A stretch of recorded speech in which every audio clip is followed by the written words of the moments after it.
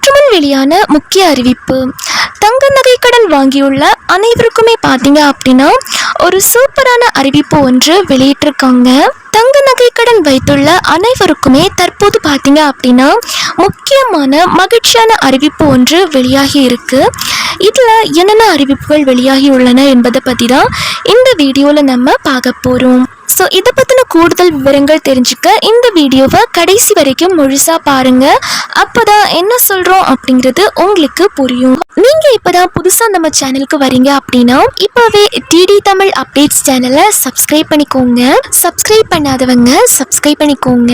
And கூடவே பக்கத்தில் வர பெல் ஐக்கானையும் கிளிக் பண்ணி ஆல் அப்படிங்கிற ஆப்ஷனை செலக்ட் பண்ணிக்கோங்க. ஸோ அப்போ தான் அனைத்து புதிய தகவல்களுமே உங்களுடைய மொபைலுக்கு உடனுக்குடனே நோட்டிஃபிகேஷனாக வந்து சேரும்.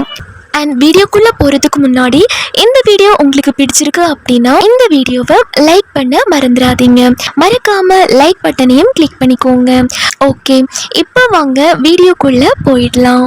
வங்கி மற்றும் நகைக்கடன் வழங்குவதில் நிதி நிறுவனங்கள் நகைக்கடன் வாங்கியுள்ள பலர் முழு தொகையும் செலுத்த முடியாமல் வட்டி மட்டும் செலுத்தும் வசதி, அசலை கட்ட முடியாமல் நகை மீட்க முடியாத நிலையிலிருந்து வந்த நிலையில் அவர்கள் பயன்பெறும் வகையில் புதிய சலுகை இந்திய ரிசர்வ் வங்கி கொண்டு வர உள்ளது.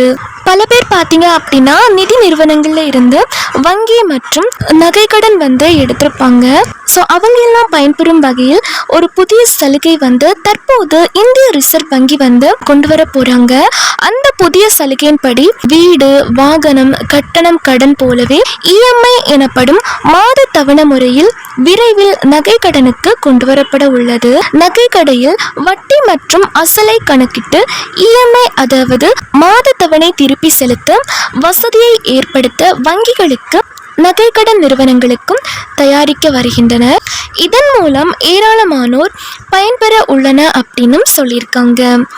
இந்திய ரிசர்வ் வங்கி வெளியிட்ட சுற்றறிக்கையின்படி தங்க நகைக்கடன் தொகை, நகை மதிப்பீடு, நகை ஏலத்தின் வெளிப்படைத்தன்மை, நகைக்கு இணையான கடன் தொகை விகிதம், ஒரே அடமான கடன் மீது கூடுதல் கடன் வாங்கியவற்றில் பல குறைபாடுகள் தெரிய வந்திருப்பதாக அதில் கூறப்பட்டுள்ளது.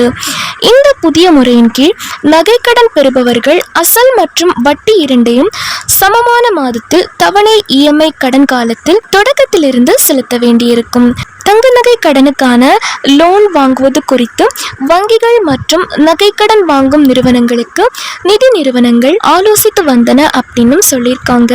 இதனைத் தொடர்ந்து நகைக்கடன் வங்கியில் புதிய வசதியாக இஎம்ஐ திட்டத்தை அறிமுகம் செய்ய வங்கிகள், நகைக்கடன் நிறுவனங்கள் நடவடிக்கை எடுத்துள்ளன அப்படின்னு சொல்லியிருக்காங்க. அதன்படி பெறப்பட்ட நகைக்கடனுக்கு வட்டி மட்டும் கட்டாமல் குறிப்பிட்ட காலத்தை சேர்த்து வங்கிக்கான அசலையும் கூடவே மாத தவணை போல கட்டணம் அப்படின்னு சொல்லியிருக்காங்க. அசலையும் வட்டியையும் மாத தவணை போல கட்டணம்னு சொல்லியிருக்காங்க. இதனால் குறிப்பிட்ட ஆண்டுகளில் நகைக்கடன் அடைவதுடன் அசலை கட்ட முடியாமல் நகை ஏலம் விடுவது தவிர்க்கப்படும் அப்படின்னு சொல்லியிருக்காங்க. எனவே வாடிக்கையாளர்களுக்கு நன்மை ஏற்படும் அப்படின்னு சொல்லியிருக்காங்க. இந்த புதிய சலுகைகளை விரைவில் அமல்படுத்த போறதா சொல்லியிருக்காங்க. இதன் மூலம் நகைக்கடன் வாங்கியவர்களுக்கு மகிழ்ச்சி அடைந்துள்ளனர் அப்படின்னு சொல்லியிருக்காங்க. அடுத்த அறிக்கையாக மத்திய நிதி அமைச்சர் நிர்மலா சீதாராமன் அவர்கள் நகைக்கடன் குறித்து ஒரு முக்கியமான அறிவிப்பு ஒன்று வெளியிட்டிருக்காங்க.